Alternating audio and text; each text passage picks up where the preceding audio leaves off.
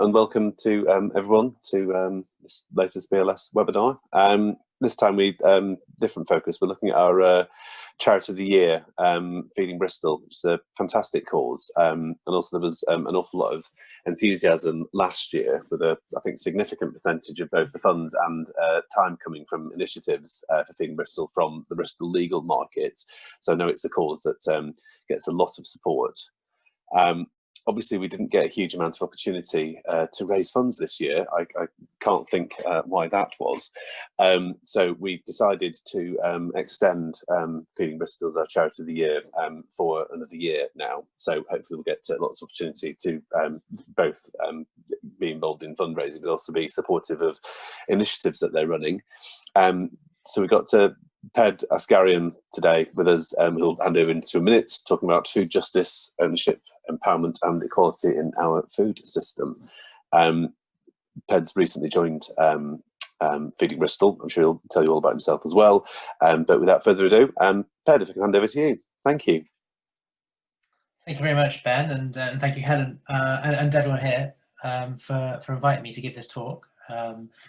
It's lovely to be able to come and tell you a little bit about what we're doing and a bit about what we want to change, I suppose, in the food system in the future.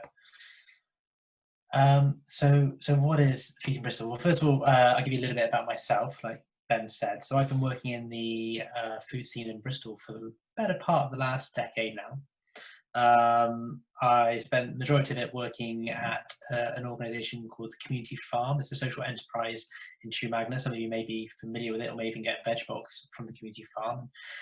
They're an organisation which was founded about 10 years ago, and it was all around the concept of primarily addressing the lack of local food being produced and consumed in Bristol. At the time, there was a report that came out that identified that 5% of food within Bristol was being actually produced inside Bristol, and the rest of it was all coming through supermarkets.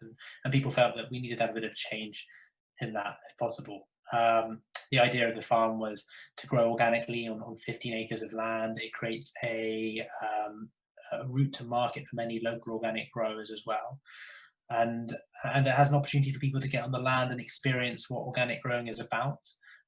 Almost organic growing with nature plus, if you like. It's the idea of finding a balance with nature so that you can have a positive impact on the biodiversity, because over the last 50 years farming has certainly taken its share of flack for many of the issues around loss of biodiversity in our countrysides and in this country. And we also did a lot of social work, so working with children from schools coming to the farm, find out where food comes from, as well as working in social therapeutic horticulture and allowing people to come on the land to use working on the field as a form of therapy. Left that recently to take on the post at Feeding Bristol. As you can hopefully find out, there's quite a bit of synergy in what our aims were, and it gives me the opportunity to hopefully try and talk a bit more about and have a bigger impact on how we can change some of the issues locally in our food system that will benefit more people in the city and help really drive down some of the quite frankly shocking numbers that we have around food insecurity and food poverty within the city. As well as those roles, I'm a co-founder of Bristol Food Producers, which is an organisation which aims to link up local producers, local retailers, local growers, and provide routes to market and upscaling of what they're doing. And that's been going for like 5 or 6 years now. And we have a vast network of growers and retailers, producers, as well as just general supporters in the city who all get on board to find out what we're doing. And it's a wonderful way to help link up people with food and where it's coming from. So, what do we do at Feeding Bristol? Feeding Bristol is aimed at working in a multitude of different ways. Primarily, we are working at filling in the gaps in provision around the city on short, medium and longer term, looking at longer term solutions. So we identify vulnerable communities and groups that are perhaps falling through the gaps in how we're providing food. Specifically, over the last few months, has been around the COVID response.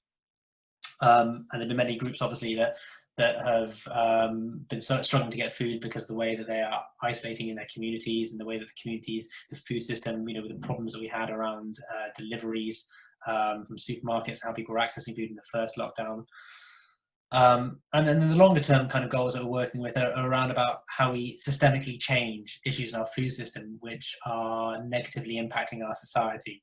We'll touch on this in a bit more detail later on in the talk.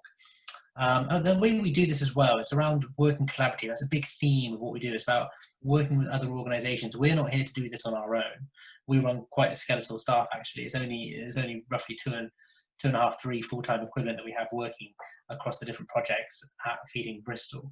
But the idea is that we work with community groups, we work with organisations throughout the city, businesses throughout the city, and we work with the council, providing links, discussions, making sure the right people are in the right discussions, and helping bring people together to help create a plan that ultimately provides ownership and empowerment to people, to communities, and to the organisations, so that they feel that they're part of the solution that we're trying to solve.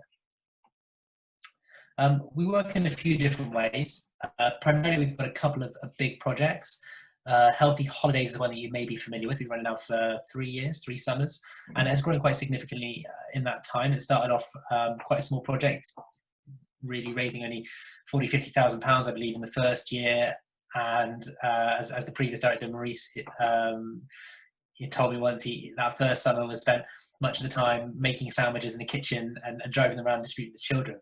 Well, over that 3 years under his stewardship, it has grown quite a lot in how we're working. And you can see now from some of these stats from our impact report this year, we're starting to impact and benefit a lot of children. And we're doing that through a variety of different ways. It's not just about how you actually get physical food to children, it's how you actually teach them how to use that food, and the families as well. So there's recipe packs, there's cooking videos that we have that go along with this. As well as that, there's this kind of almost beyond food notion, this holistic approach of well-being and health, and that comes in through the way that we work with youth groups and early years, how we're looking at giving activity packs, so that it's about children have something to do, but then they have something to eat with that as well. Some of those activity packs will be based around food, some of them will be based around nature. That we engage with the play sector quite significantly in making sure that you've got this idea of fuel for play, and that children that are coming along, especially some of these children over summer, are not getting fed during the day, and they come along to these play sessions, and it's a wonderful opportunity to provide them food, but also exercise and health. Well-being is not just about being well fed, it's about healthy body and healthy mind as well.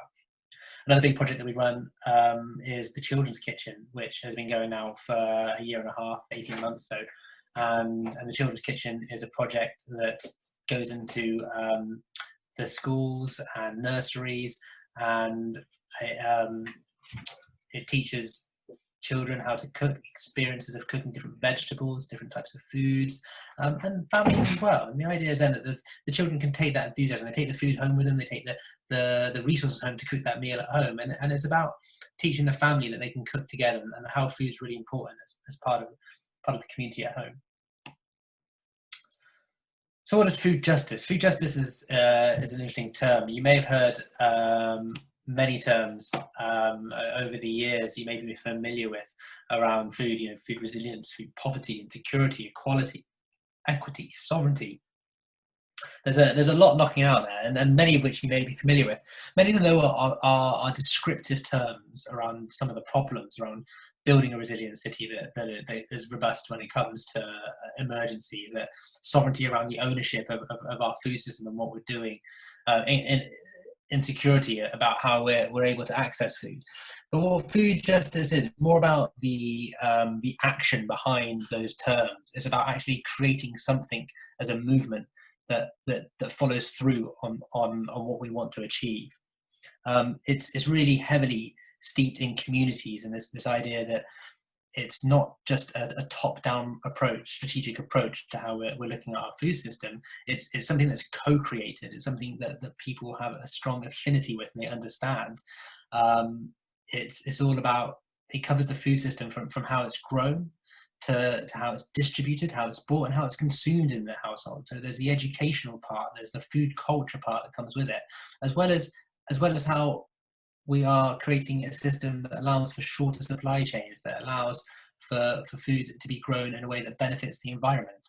It looks at equality and fairness across race, class, and gender, which is quite an important terminology as well, because we have a very diverse culture, not just in Bristol, but in this country.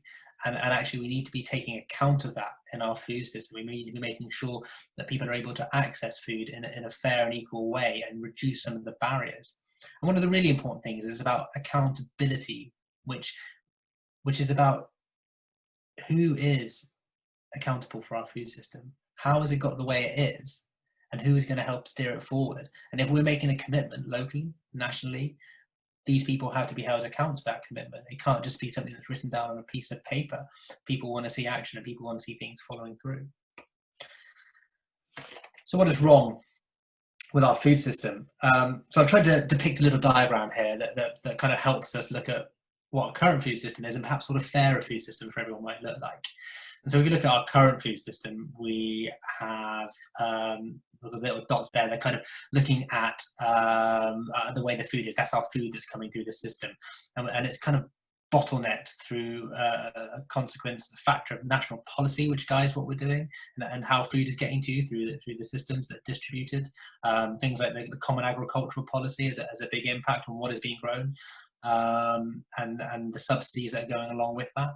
And then you've got the supermarkets, and the supermarkets currently have 74.5% of the market when it comes to consumers buying food. And that is a massive proportion, and that in turn gives them huge power to dictate what we're eating, how we're eating it, what is being grown in the country and also in Europe, from their supply chain. And as a consequence, you get people that benefit. The food goes straight to them. They can access it. But then you can see on the periphery, you're getting people that are being missed by this system. There are people that fall out of the boundaries of what they're doing. There are people that are therefore living almost in food deserts and food swamps. So a food desert being somewhere where they can't access that nutritional food, and a food swamp being somewhere that is very high density packed in things like takeaway. So you're surrounding with poor food that is nutritionally devoid and having a negative impact.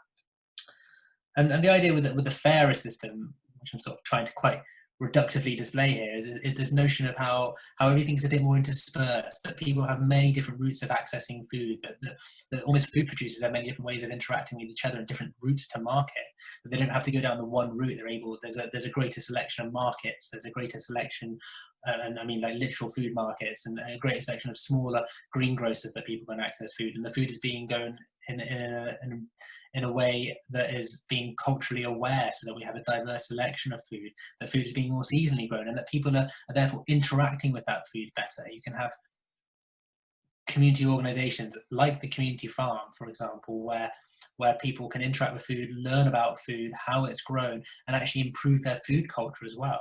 You know, a lot has changed in the last 50, 60 years in the post-war world to now, where we are spending significantly less of our disposable income on food. It was 33% post-war, 50s and 60s. Now it's more around 11% of our disposable income goes on food, if not a bit less. And there are many reasons for that. Inflation in rent is a really good example. But leisure, we spend a lot more on leisure than we used to, that's for sure. And it wouldn't be so bad, but when you compare it to the rest of Europe, we're also not spending as much as they do, despite in some parts of Europe, in countries like Italy and Spain, and having a lower actual household income, relatively, they still spend more on food. And I think we need to, how we interact with our food system and how people engage with our food system is a big part of how our food culture has changed over time. I think we need to look at a few ways of how we might transition to this fairer system, and this is where Feeding Bristol tried to really impact as well on terms of the systemic change. So when we're moving away from that direct emergency provision, we're starting to look at areas of national and local policy, which is why it's important that we're working with the councils, the council in particular in Bristol, to look at how we can create the kind of environment that promotes local food growing, that promotes engagement with the food. What are the barriers in our policies that aren't letting people grow on land? It's important that we look at how people are accessing good, healthy food. Globally, dietary risks are the second biggest killer It's the major, food is the major driver of health issues, or lack of good food is the major driver in health issues around the world. And this is something we really have to acknowledge and try to, again, get more access to healthy, nutritious food, really impacting the issues we have around the insecurity when it comes to food. Engagement is massively important when it comes to how people are engaging, interacting with food, and how they understand what we're doing. Having the opportunity, the Children's Kitchen is a wonderful example of a project that allows people to engage and play with their food almost, and it's a way of seeing different types of food and not being scared by them. Also the same with community growing projects, getting people on the land. It has both a very therapeutic as well as a very strong social glue to it. But there are issues that we have around and the amount of projects that are able to exist in this space, because we have huge issues around land ownership, and that's something we need to think about quite severely. Over 65% of land in the UK is owned by the aristocracy, by corporates, oligarchs and bankers actually, and only 8.5% of land in the UK is publicly owned, and we need to think about how we might change that if we're going to create more growing spaces that can feed into a healthier food system. And I think we need to acknowledge that food and farming has sat at the heart of our culture, at the heart of our communities, ever since we started cultivating the land. And it's only in the last 40, 50 years since we have really industrialized the farming sector, since we have started creating these bigger farming beasts that have moved us away from local, smaller growing, small holdings around this country, that stop people engaging with food. There's not enough people who are actually working on the farms locally. Therefore, it's taking money out of the local economy, and it's taking that money and it's putting towards big cities and putting it into the corporates. And that has a really big impact on rural communities, which were very heavily based around farming in this country when you go back 50, 60 years. And it's also driving a lot of people to move away from wanting to actually be in farming. Many farmers are turning their children away from going into professions, saying, you should go and do a degree in something else. Don't be a farmer. It doesn't pay. There's no future in it. And that's a really worrying state, especially with Brexit around the corner. But Bristol's different, right? Bristol, it's diverse. It's full of really interesting projects. We're going for gold, aren't we? We're a silver city already when it comes to sustainable food places, and we're going for gold this year, and hopefully we'll get that, or next year now. And it's got a lot of really amazing communities and a wonderful vibe. But still, these problems exist. We have 14,000 children eligible for free school meals. That's 22% of our school children population eligible for free school meals. There are 23,000 homes experience fuel poverty. If you don't have fuel, you can't cook food. How are you going to eat healthy, nutritious food? There are more than 1 in 30 households suffering from severe food insecurity, and it's in the most deprived areas of the city, the areas suffering the most deprivation, that we're seeing the real damage done. 1 in 10 households in most affected parts of the city are reporting the need to use a food bank. And this also is compounded by many other forms of insecurity. You've got the fuel poverty, you've got food poverty, and then if people don't have cars, if people don't have access to public transport, and they can't get to supermarkets, or they can't get to their local food, how are they going to get that right food? They have to rely on what's around them. And if what's around them, if they're in a food swamp, it's just compounding the issue more. It's giving them no opportunity to break out of their food insecurity, and that's something we need to really address in parts of the city. And we've got Brexit coming up. It's only going to make things worse. COVID over the last 6 months, it's, for many people, I say this not means that COVID is great, but what COVID has shown for many people is that it's showed the gaps, the cracks in our food system, and it's pulled them apart a little further. It showed how our supply chain is not fit to deal with emergency provision like this. It showed the lack of resilience within our system and the inability to get food to people. And when things start going wrong, how exposed and vulnerable people are. Not just that, but it's also increased the number of people that are living in some form of food poverty. And Brexit is only going to make this worse at the moment. No deal on the horizon, with no idea what's going to be happening in January still. We don't know if food is going to be stuck in somewhere between Calais and Dover. Well, not somewhere in between, but either end. And what that's going to do to food waste, what it's going to do to food surplus. At the moment, our emergency provision is very strongly based around food surplus. And if that starts breaking down as well, then the amount of food that we have for emergency provision is going to be severely affected, and that's going to just put more and more people in suffering from vast amounts of food insecurity. So where do I fit in? How can I impact this? Well, I think the important thing I would ask people to do is just to be aware of this issue. It's very easy when we all live in our own bubbles, our echo chambers. Sometimes we don't always see the reality of the struggles that people are seeing. So being aware is the first thing I think I would always ask people, just to kind of look up, research, find out, engage with the local organisations like Feeding Bristol that can give you the information to let you know what's going on, and be conscious of the choices that you make and how they can impact you. I mean, I would often say to my friends, those of us that can afford to eat properly, in terms of, and I mean by properly, like investing in the local food chain, is a really important way of making sure that these local food chains work, that they become more resilient. The more people that invest in the local food chain, the more they can be a success, and the more they can make their food more accessible to people. If they can also allow to make the food a bit more affordable by reducing some of the length of supply chains and giving them more opportunity as part of making that fairer system, by helping to create a bigger market.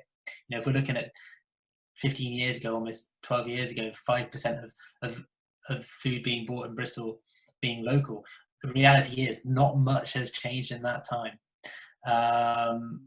And maybe we're at 7%, maybe we're at 8%. I don't know. I'm not entirely convinced myself, but we need to get that up, and the only way we're going to get that up is by being able to invest in our local food system. So I always think if you're able to do it, do it.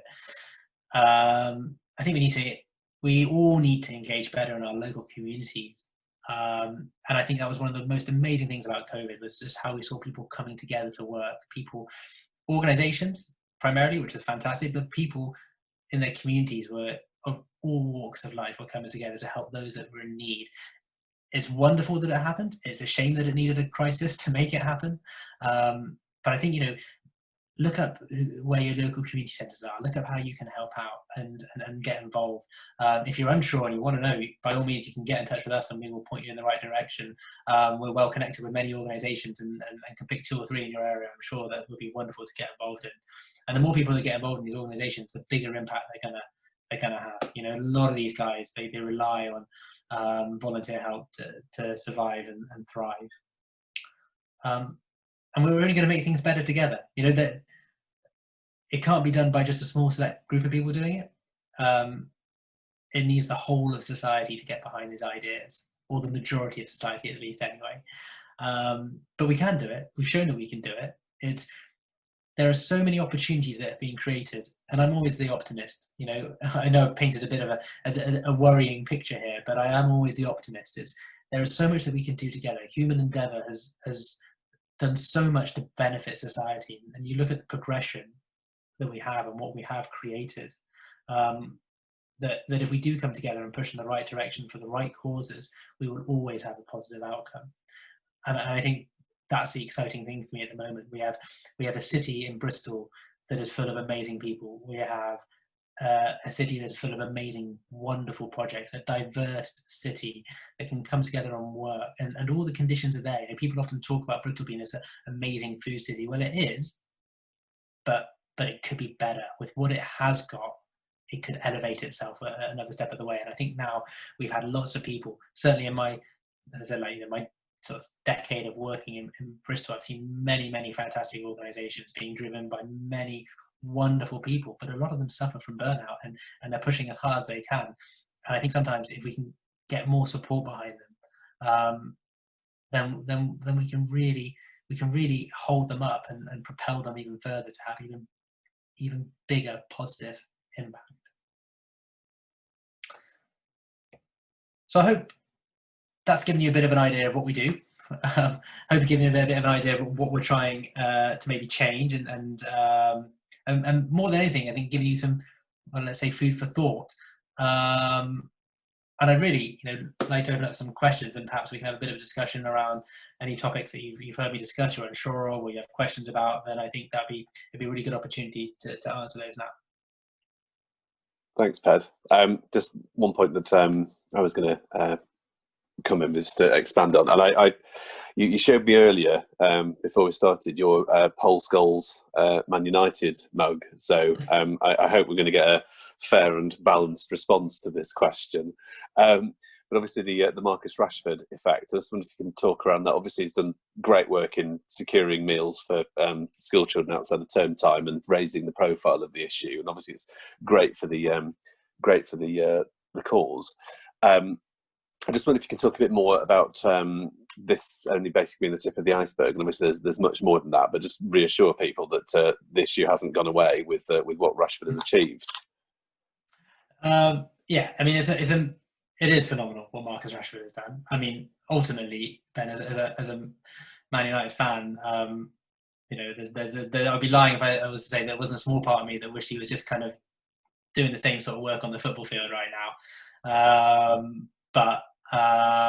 Yeah, it's phenomenal. It shows the power that someone can have in the position that they're in the position that he has created, the almost privileged position that he now has of being able to have a voice that people will listen to. I really hope it is a bit of a sea change for how almost celebrities can. And I know a lot of celebrities do a lot of wonderful things, but to use it to challenge the government like he has, in a really positive way for a really positive cause, and to have made them now twice backtrack on what they said they were going to do. I think that's amazing. But the problem has not gone away. We are seeing, I've said 14,000 plus children in Bristol are suffering from being, insecurity or food poverty and eligible for free school meals. But the reality is the numbers going up. It's not going down. With what's happened over the last few months, with what COVID has done, and with the impending economic issues that we're facing, that the number of families who are becoming more and more food insecure is just gonna rise, and as a consequence, there's going to be much more children that are suffering from the issue for free school meals, and I think that's almost like that's the tip of the iceberg in respect of that's the symptom of the problem of our food system. Our food system is that big iceberg underneath that's creating the inequality, and we need to address that in some ways. But there is such a need right now over the next 6 to 12 months to act in a way that provides the emergency provision that is no doubt going to be needed still. Thank you. The other point that I got in advance, which one of our attendees has also raised the same point. I think it's a really interesting question in terms of just Brexit, in terms of will Brexit help in making the food system fairer? And I suppose as a follow-on question also the effect of COVID on the food system as well. But if we deal with Brexit first. It could go either way is the short answer. There's wonderful, from an environmental perspective, I think the notion of the environmental land management schemes, they're looking at the ELM scheme, the public money for public goods is absolutely fantastic. If it's implemented in the right way, it can really positively impact our countryside, help build wildlife corridors. I wear another hat where I'm a trustee at Avon Wildlife Trust as well, and the idea of regenerative agriculture and rewilding, the really serious ideas that we need to look at around the country if we're going to have a positive impact, from a climate change perspective, and that's really positive.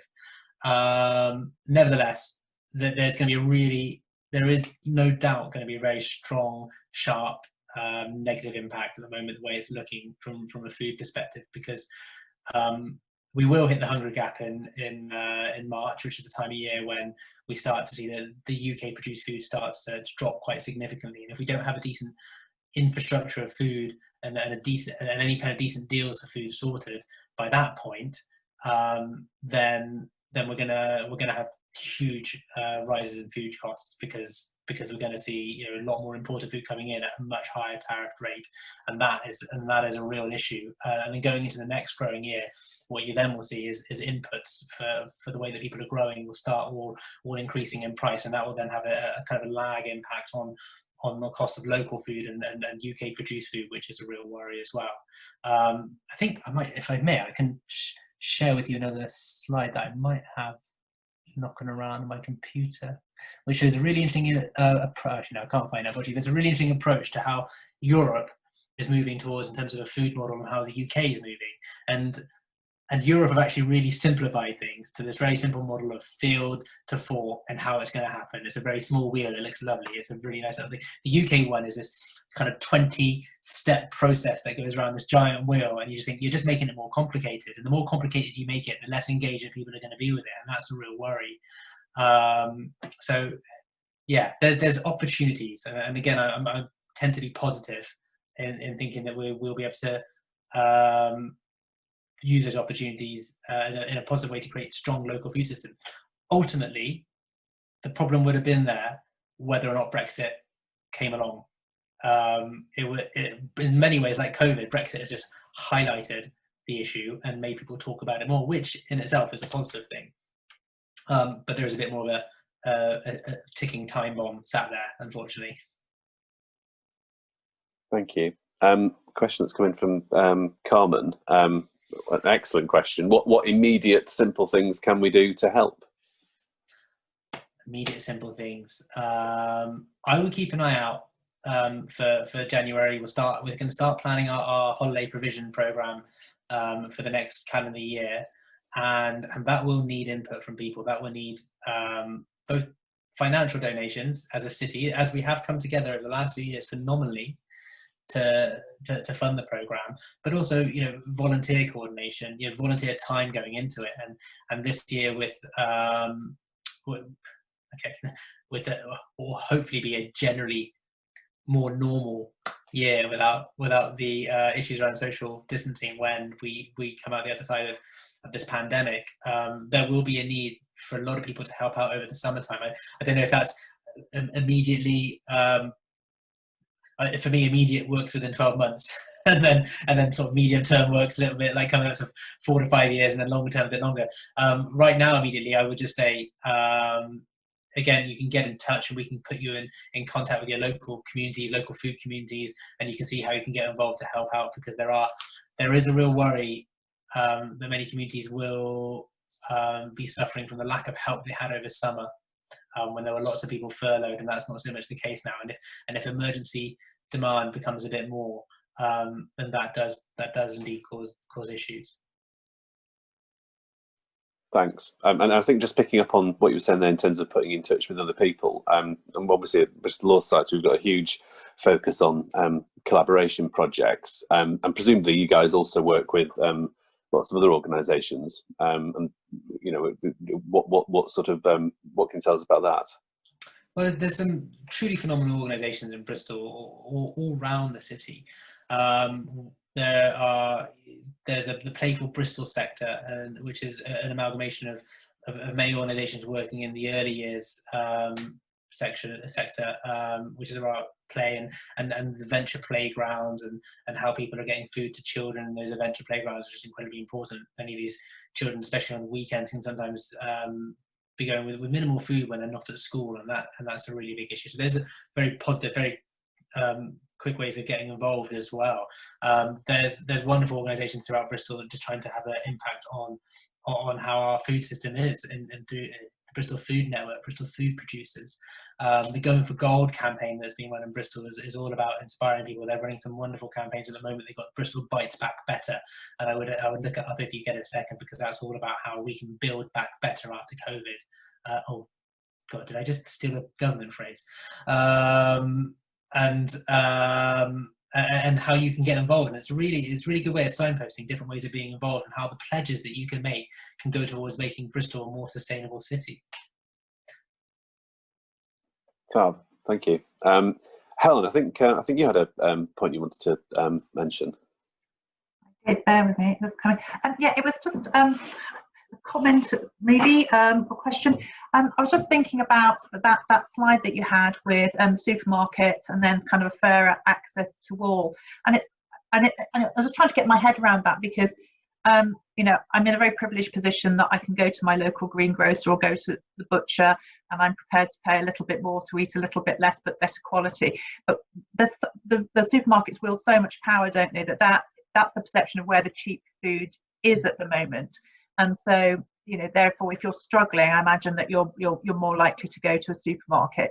And how you kind of move from that system to another, because I heard I think it was a butcher on the radio a few weeks ago actually saying, how do we solve some of the problems we have in this country, because you know this country is never going to be able to produce food in sort of the mass cheap way that some of maybe Australia or America can. And so you have to kind of go down the route of, you know, producing better quality food, but that might come at a price, and therefore, you know, maybe the answer is eat less of it but spend a bit more. But that's only available for some, isn't it? And it's kind of how you transition from what we have to something else where you look after the food producers, but also the end consumer, you know, still gets sort of quality but affordable food.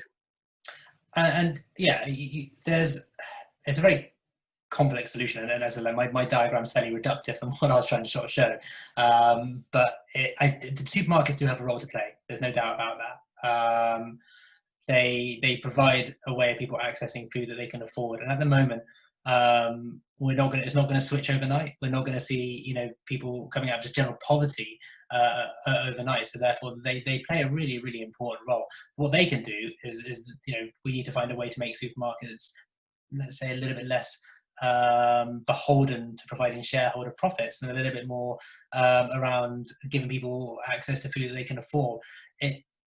There's, you know, in the organic community, supermarkets have done a wonderful marketing job of actually making organic a very niche, aspirational product, when actually where the heart and soul of the organic movement started, you know, back in, well, as we could say, since we started cultivating the land, but you know, the kind of movement started 50 years ago, so 60 years ago, was around how people access food, and it's about being able to afford that food. So it's actually been taken away from us, that term, in many ways in the organic industry. But they do have a role to play, supermarkets, and you know, we have to look at our diets quite carefully as well.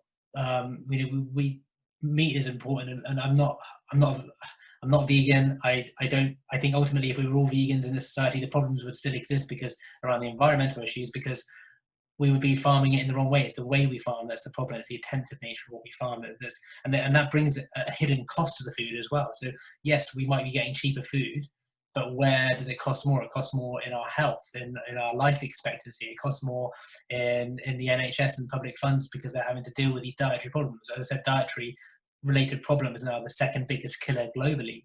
So that, how much does that cost all of our states globally to have to deal with? So where you're putting that money at the different points of the chain, if you like, you can have a bigger impact. And if you can subsidize more some of that better food, then people will eat better as a consequence, and therefore have a much more positive impact on their health. But we also need to remember a little bit as well that, you know, farmers have been through the mill over the last 50 years. They've been told to do this, they've been told to do that, they should do it this way, they should do it that way, protect your margin, don't protect your margin, grow more food, don't grow more food. And I do have a lot of sympathy and empathy for how they must be feeling a little bit. And often, you know, when it comes to inflation, food is something that hasn't gone up compared to other commodities in this country over the last 40-50 years. You know, the price of a courgette has relatively not increased that much. It probably has gone down in price when you look at the rate of inflation over the last 40 years. And that is an issue. And sometimes we look to the food industry as like needing to produce cheap food, and that to me is almost a little bit the wrong way around. We should be thinking more about how we can be introducing concepts like a universal wage, a universal income for people, so that we can look after our society better, so that we can get people earning more money, so that the cost of living relatively comes down and people are earning more money, and it doesn't all go up together like that. And I think that's a big issue. We need to look at rental prices, we need to look at land prices, the insecurity that comes with that. It's a much bigger issue, and we do have a knack of siloing, compartmentalizing some of these issues like food, but actually it's all interlinked together. And I think that's one of the important things. I think come back to food justice is linked in very carefully, sort of phrased, because it's like social justice. It's bringing social justice into food justice. So what's wrong with society, and how can food play that role in that and in helping fix it? But it's all part of the bigger picture of social justice as well.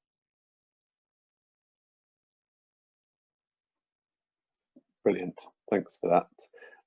Just having a look at the questions that we've had in. Tony's asked, is it possible to connect potential supporters with communities in particular areas such as Northwest Bristol? Just do my maths. Well, never reached for the week. Okay, Northwest Bristol. Top left. Yeah, yeah. I mean, we've got a wonderful map on our website that shows. Actually, there's a really good resource that we've built with Bristol City Council, and that actually you can actually look on there and see all the different things going on in your area, and then we've also got a bit of a deeper map that sits underneath that that actually directs a little bit more pointedly that we can pick out actually in your area X, Y, and Z are really good to get hold of. So I think the easy thing to do is just to drop an email to us, ped@feedingbristol.org, or even info@feedingbristol as one on our website, and we will always be able to find someone nearby for you to get involved in. Thanks, Ped. And I think we're slightly over time, so apologies for that. But there's one last question coming in from Leon. There's a much hyped programme of Bristol Citizens Assembly meetings being promoted by Bristol City Council in early 2021, addressing various social and economic issues facing the city. Has Feeding Bristol been invited to contribute at all to the agenda for those meetings? Off the top of my head, I'd say no, but that doesn't mean that we haven't been. I get a lot of emails, and I'm trying to think. I mean, we're quite heavily involved in a lot of shaping of planning around food in Bristol. So we're quite heavily involved in the Going for Gold appeal, and we're writing a food equality, helping to co-author a food equality plan with other stakeholders and the council for the next 10 years about how we create a strategy and an action plan around food equality, as well as being involved in the one city approach to food. So if we're not directly involved, we're certainly indirectly involved, I would say. But I don't have any talks lined up at the moment, that's for sure. Well, it's good to hear that you're at least indirectly involved in working with all the various stakeholders and local authorities. If there's anything else you want to add, Ped, please feel free. Otherwise, I think we'll just say thank you. And if you can keep us informed, I think probably the easiest thing is if you can let us know about those initiatives from January onwards, so we can then promote that through the Legal Life updates that we send out to all of our members, and try and get people involved. Obviously, there's a huge amount of enthusiasm to support you through the Bristol legal community, as I said earlier. So keep us informed, and then we will pass that on, whether it's fundraising or being there in person to help support initiatives. That'd be fantastic if you can get involved in that again. So, Ped, thank you very much. Well, thank you so much for having me. It's been a real pleasure. Thank you.